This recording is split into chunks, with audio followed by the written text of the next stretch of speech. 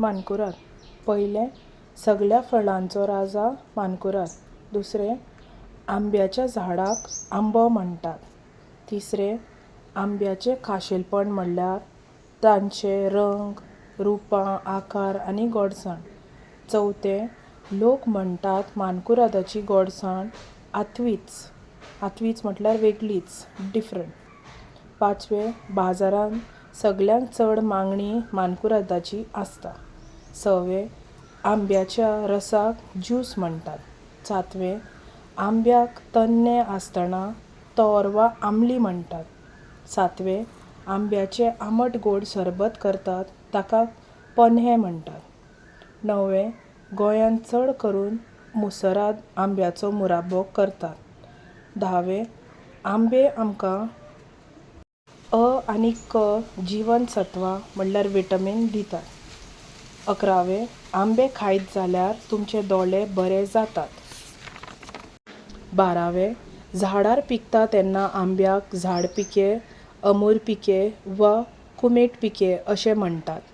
13वें, आंबे जून जातकूच ताका कोबल्यान काडटात आनी शेळावण्यांत घालतात आनी सकयल देंवयतात.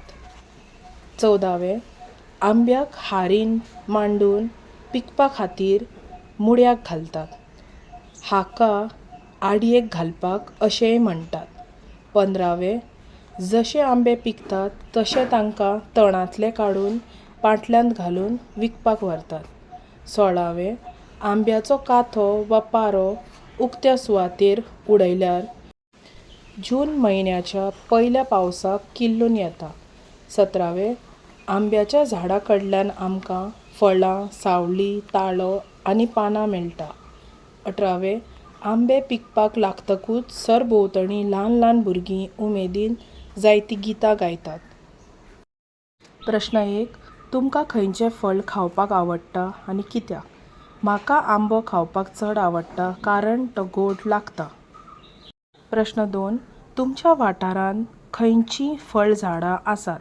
जाप, आमच्या वाठारांत आंबो, काजू, पणस, चिकू आनी केळीं हीं फळ झाडां आसात. प्रश्न 3, तुमी तुमच्या परिसरांतल्या फळ झाडांची जतनाय कशी घेतात? जाप, आमी फळ झाडांक उदक घालतात, सारें घालतात आनी तांची राखण करतात.